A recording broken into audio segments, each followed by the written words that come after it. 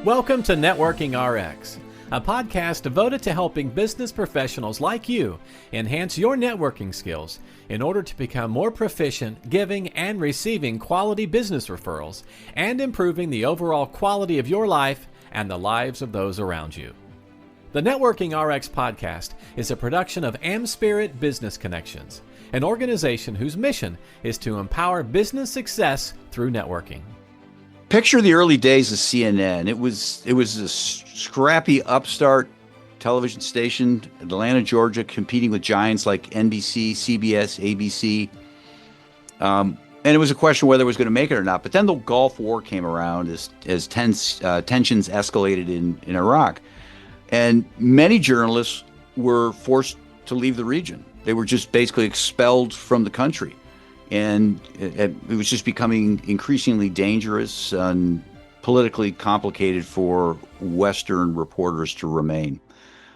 But one journalist stayed behind. The reporter was Bernard Shaw. And Shaw was able to remain in Baghdad and continue to report. I mean, he's at the epicenter of everything. He continued to report during the opening nights of the war.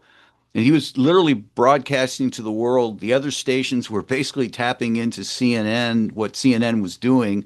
And as Bernard Shaw is talking, as bombs are blowing up all around him, this was really historic. But why was he able to stay when all the other correspondents were just basically expelled from the country? Well, the reason behind that is because the founder of CNN, Ted Turner, he had spent years cultivating relationships in the Mideast before the crisis ever began. And those relationships opened doors. What he was doing is he was putting on seminars on how to run television stations and that, inviting people over to Atlanta to participate in these programs. And he developed these relationships. And when this came down, there was a level of trust there. And essentially his contacts in the Middle East, his contacts in Iraq said, you know what, we will take care of your guy. We'll take care of your person. And that moment showed something powerful.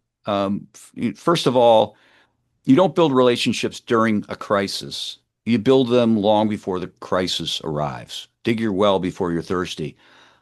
And sometimes relationships help you do your job better. Sometimes they help you grow as a business. And sometimes, as today's guest is going to explain, relationships can even save your life. And that brings me to today's guest. Stacey Harris is a seasoned relationship strategist, advisor, professional speaker with more than 2 decades of experience helping business owners turn connections into meaningful results. She's known for teaching professionals how to network with intention, building relationships that create clarity, action, and also revenue. But today I'm going to get her back on to talk about all those things another time. But today I want her to share about something that was deeply personal to her, about how networking didn't just grow a business, it helped save her husband's life. So Stacey, welcome. Thank you so much. And I love that story. I got chills. It's a great one, isn't it? It is a great story. Yeah. Yes. Yeah. And you're so right. You build the relationship before the emergency. Yeah, no, it's I remember those days and just seeing all that, never knowing the backstory, and then I read the backstory, and it's like, oh, that's got networking written all over it. It does. Yeah. Yes. Yep. It sure does. So you're an expert. You're an expert on this relationship thing, which is really cool. Just for those who don't know, Stacey and I have talked. Stacey and I have had 2 hours conversation on a 15-minute phone call, or however you want to put it. We were scheduled for 15 minutes, and we just kept going and going and going. We did. Yeah. But yeah, if you could kind of share the story and Sure. How this all came about, and how long ago was this? You were already a relationship networking person beforehand. I was. I'll let you go. Yeah. So just a little background for the story. I live in the Woodlands, Texas, which is about 25 miles north of Houston. And we moved here 21 years ago. And this happened with my husband in 2018. was when all this happened. So it's been 8 years, almost exactly 8 years ago. But when we moved here to this area, I did not know one single person, and my husband did not either. It was the first place we had ever moved that neither one of us had no friends, no family, no contacts of any kind. We were starting from scratch. And It sounds like witness relocation. it kind of was. I kind of felt like it was. I had no tribe. I had no people. I had to find a lady in the grocery store that had a cute haircut to even find out where to go get mine cut. Oh, That kind okay. of. So yes, things like this are very important. So we like I said, we moved here. We knew no one. About a year after we moved, I started my first business, which was an image consulting business. I did PR events for businesses, and I didn't have a lot of money to start that business, but I had a lot of time. And that was when I started networking. And my life was forever changed at that very first networking event that I walked into. And I was in a room full of people who are crazy like we are, Frank. They're these entrepreneurs who, chucked all security to the wind, paychecks and benefits and all that kind of stuff, and decided to bet on themselves. And I found just these kindred spirits. I found amazing resources, mentors, clients, and it changed everything. I just loved it so much. And I noticed in that time as I was building that business, there were some people who were very successful at networking. It turned into revenue for them. And then there were others that networked a lot, and they had lots of friends. And a great social calendar, but it wasn't making them any money. Yeah. And so I became a student of really the ones who were successful at both. I wanted to be good at both. And so I spent, many years building that business of 12 years. And so I had just put that business to bed and gotten into actually the business of networking. And I was running in-person networking groups and had 5 in-person networking groups and had been doing that. I'd started in 2016 and built up this just amazing community of people. And there were just so many people that I met, along the way. So at the time that all this happened, we'd been here about 13 years. Right. So fast forward to February 21st of 2018, and I get a phone call at 10:30 at night.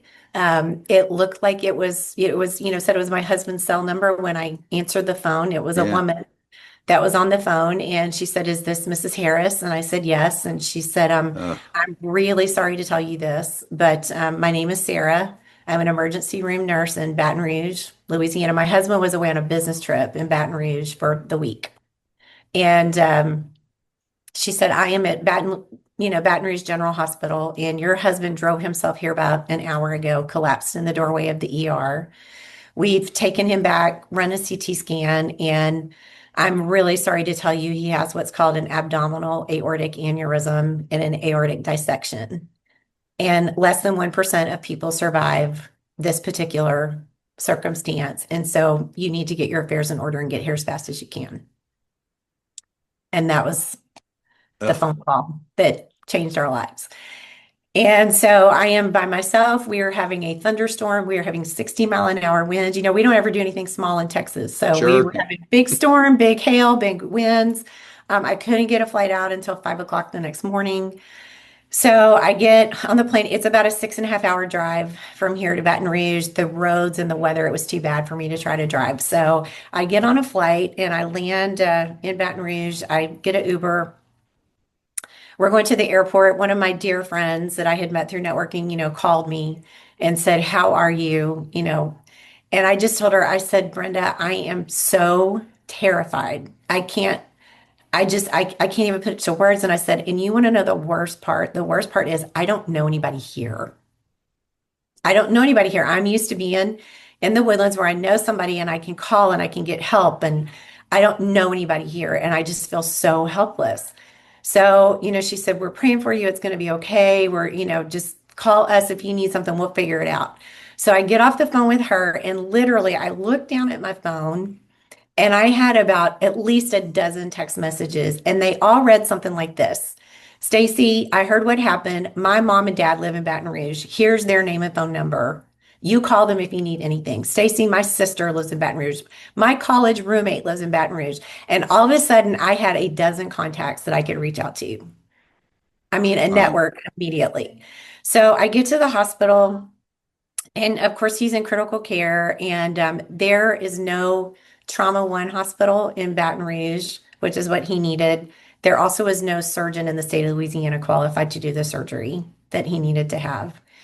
And so they were keeping him alive on IV medications and trying to keep his blood pressure down, which was very crucial at that point. But they were not able to actually treat the problem and control the pain that he was in. So this went on for 3 days. This happened on a Wednesday. By Friday, he looked at me and he just said, I can't hang on much longer. I just can't. I can't stand it. He had not eaten, he had not slept this entire time. Mm. And so we had waited all day, Friday for the critical care doctor to come in. And he finally graced his presence with us at 4:30 on Friday afternoon and came in and, I said, okay, what's the plan here? Like, you can't give him the help he needs. We need to get back to Houston. It is the cardiothoracic capital of the world. The first heart transplant was done in Houston. We need to go home. Right. And he said, well, we can't do that because of the liability. I can't let you go. And I'm like, I don't understand. He said, I can't let you go because he's probably going to die on the way. We can't care flight him because of the aneurysm. The aneurysms will rupture in the change of air Pressure. Yeah. pressure. And what happened that one of the aneurysms had gotten stuck in the curve of his aorta. So your aorta comes straight out of your heart to the middle of your chest. It makes a 90-degree turn and it goes all the way down to the groin area and it feeds every limb and organ in your body. And he had 3 aneurysms. One of the aneurysms had gotten stuck in that curve of the aorta and it caused the aorta to dissect, to come apart. And so he said, if we care flight him, which would be the fastest, the aneurysms will rupture. So we can't do that. It's a 6.5-hour drive. He'll die on the way. There's liability.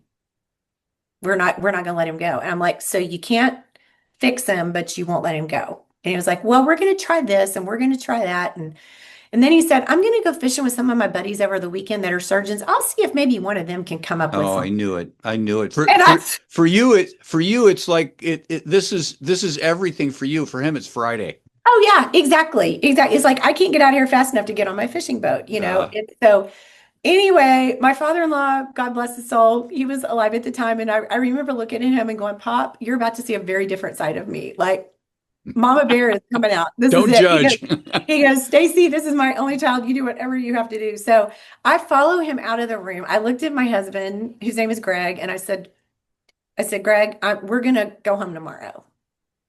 He goes, that's not what he said. I said, I don't care what he said. We're going to go home tomorrow. I'll be back in a minute. So I go out.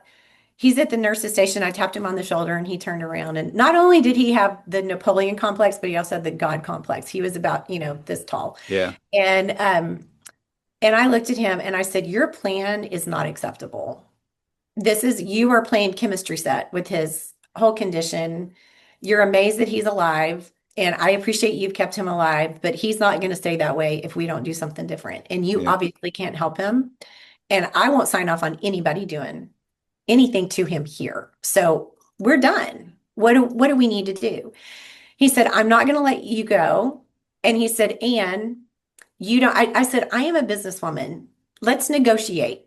What will it take for you to let us leave? And he looked at me and he said, and I'm so glad he was such a jerk because it lit this fire in me. He looked at me and he said, you don't know the people you need to know to make that happen. Mm. And this sounds like a challenge.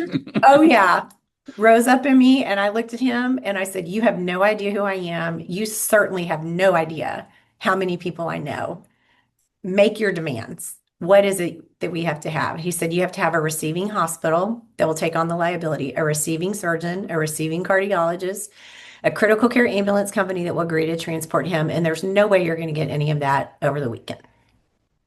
There's no way. And I'm not going to sign off on it. If I don't sign off on it, then insurance is not going to cover any of the care that he has had so far. And you're closing in on about $500,000 at this point.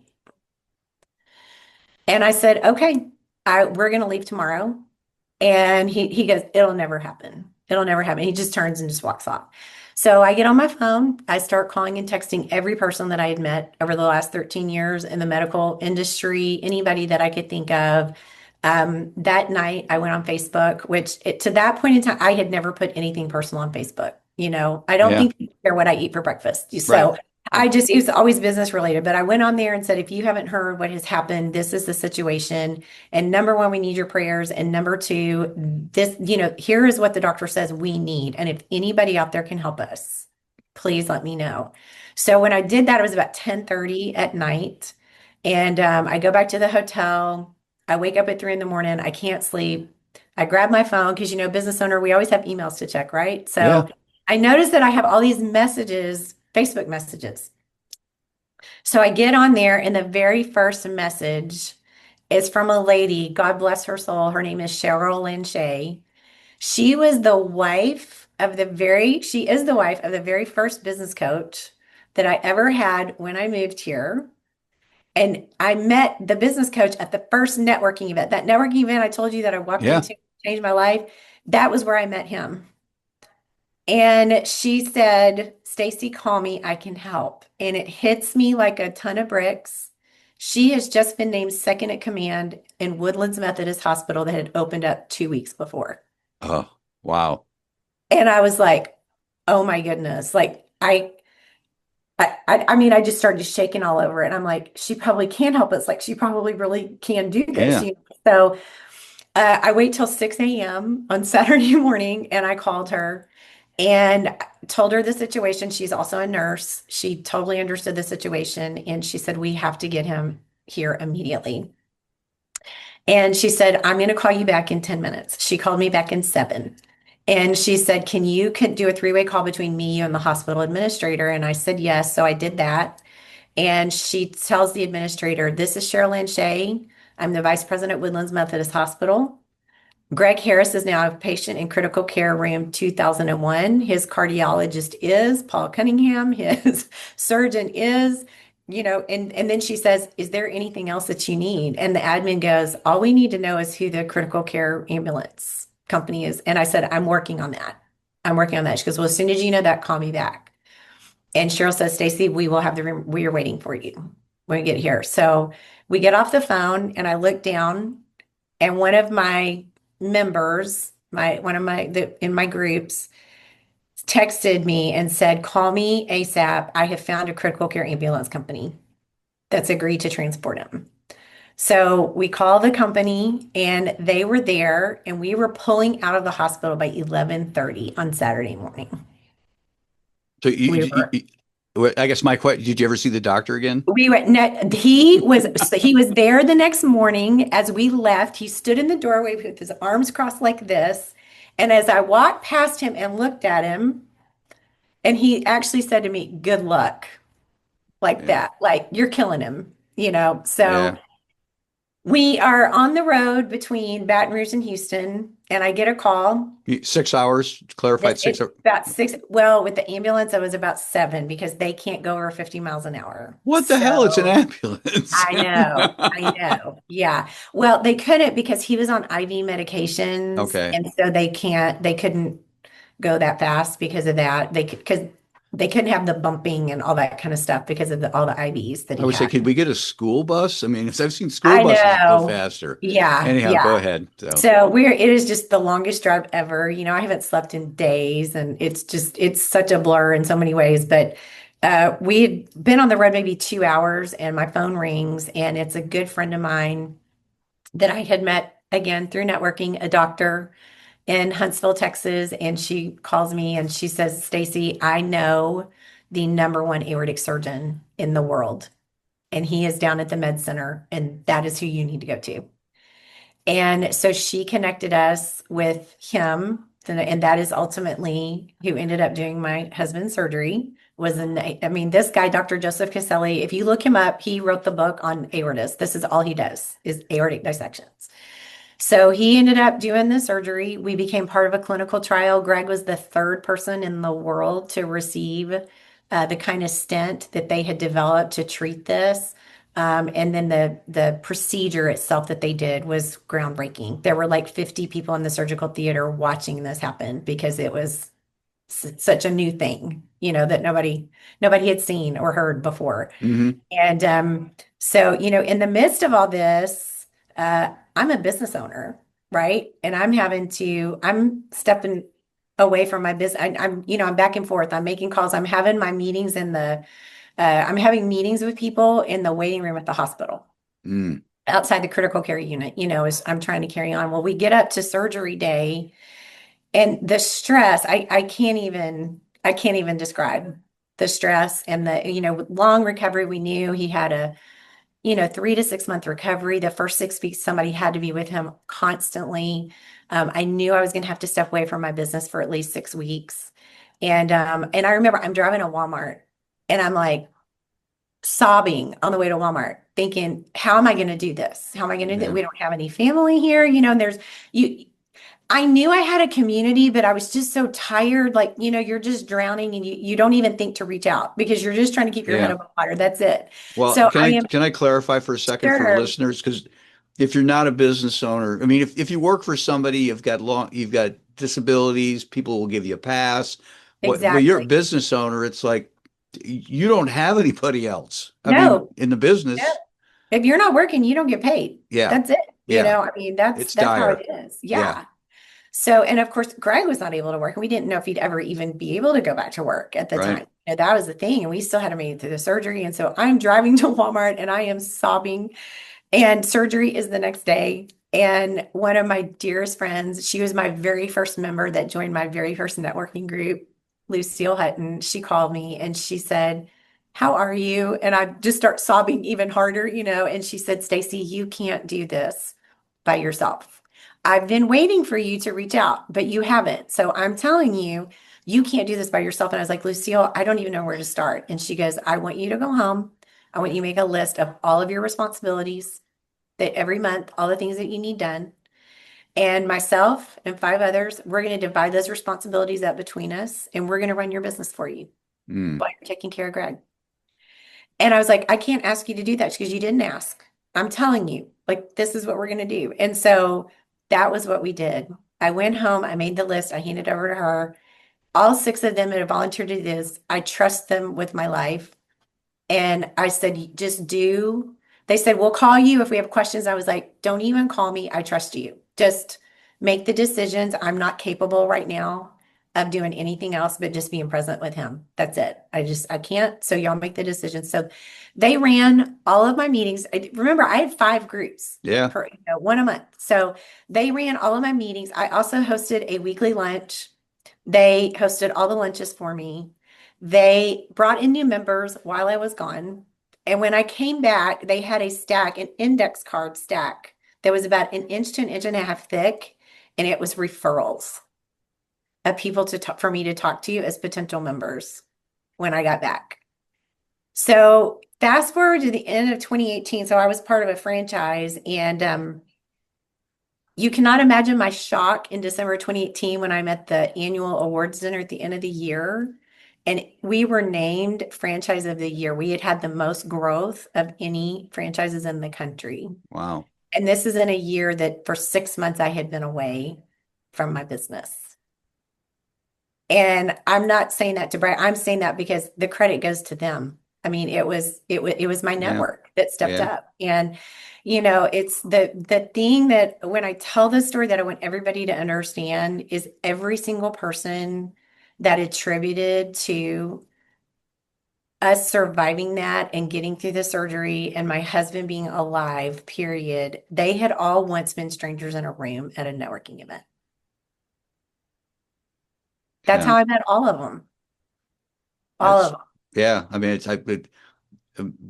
well, the question I have is, when's the movie coming out? Yeah. I mean, I got to write the book first, Frank. Yeah. oh my God. No, I mean, that's just a fascinating story. I mean, Yeah. and, not that well, I guess maybe I doubted you. It was like, okay, networking saved my life. Yeah. I mean, yeah, yeah, It literally, I mean, it would not have happened. And, the other thing, I've left this part out. I have to add this. We were hemorrhaging money at this point because the critical care ambulance itself was $10,000 and insurance does not cover that, period. yeah, And then all the things that insurance doesn't cover, so we were just money, money, money, money, money. We had a $6,000 deductible that we needed to pay on top of the 10,000, on yeah. top of all the Medicaid, all of it. And we had just gotten back in town. It was the day after we had gotten back in town, and one of my friends comes up and hands me a check for $6,000. Mm. And there were two networking groups that I was a part of, and they had done a collection among all of the members, and they had raised exactly $6,000, not Right. knowing what our deductible was, and handed me this check and just said, do with this whatever you need to do. And so our deductible was covered by that. My business kept going. My husband survived. And here we are 8 years later. So, Wow. I, the quality of our life is determined by the quality of our relationships. yeah.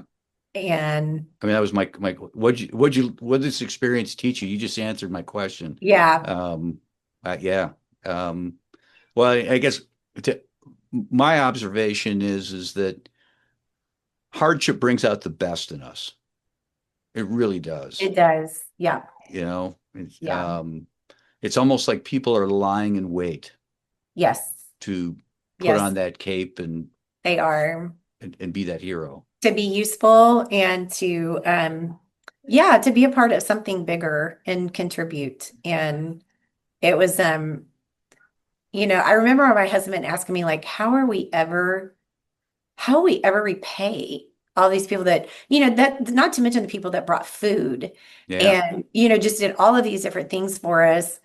And I just said, you know what, honey, that's not the way it works. Like, these are people I've had these long-term relationships with, Yeah. and I've poured into them, and now they're pouring into us. And it's like it just all got banked for 13 years. Yeah. And we're getting repaid at the time when we need it the most. And we don't have to repay anybody. They've done it out of the goodness of their hearts. They did it because Yeah. they wanted to do it. And the thing was, when it is a community that is contributing in that way, it doesn't take too much from any one person. It just takes a little bit from each person Yeah. to make mountains move. Yeah. It Wow. really does. Well, So and many of the most critical pieces weren't really money. It was influence. it was contacts. It Yeah, was contacts. That's yes. it. This I mean, guy's our that's patient it. now, call Yes. this person, call that person. Yes. Yeah. Um, the money was kind of secondary. It very Uh, much so. Yeah. yeah, Yeah. amazing. It was. It was. So Wow. Well, we are most fortunate. yeah, let's shift gears here. I'm going to get you back Sure. on because we have a lot to talk about, just with respect to, what you do and all that stuff. Just observations on, networking without strategy and, Mhm. how, creating relationships. I mean, that's a whole nother episode. I don't want to muddy this at all. So if you can kind of Okay. let people know, what you Sure. do, how they can get a hold of you, and other podcasters who probably need to have this story. So if you could do that, that would be great. Sure, I will. So the name of my company is Stacey Harris Consulting, and what I do, you guys, is I work predominantly with sales teams and professionals, especially like lawyers, financial advisors. I train them how to network in a way that builds deep relationships, but also results in profits. I teach them the strategy of networking so that their time spent networking, they have a plan and they are getting the results from it that they want to get, whether that be a client, a referral partner, resources, whatever that is. So I teach the strategy of having a plan when you go into networking. And you can get a hold of me. My website is staceyharrisconsulting.com. There is no E in Stacey. If there's an E, it's not me.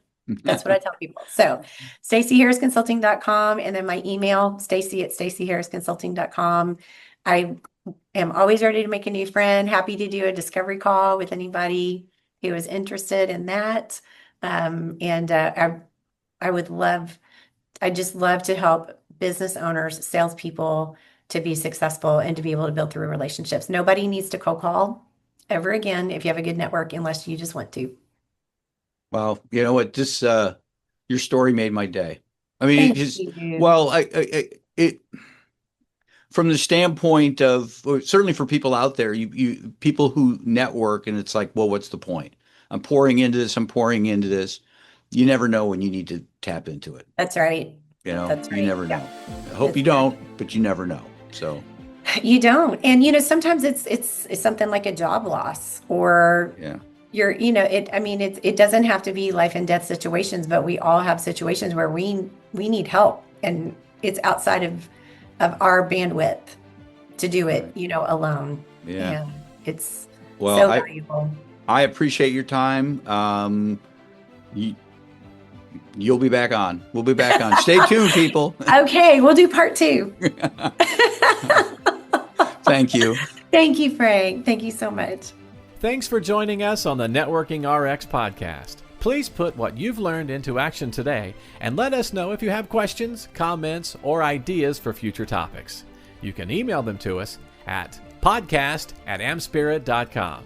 That's AmSpirit.com.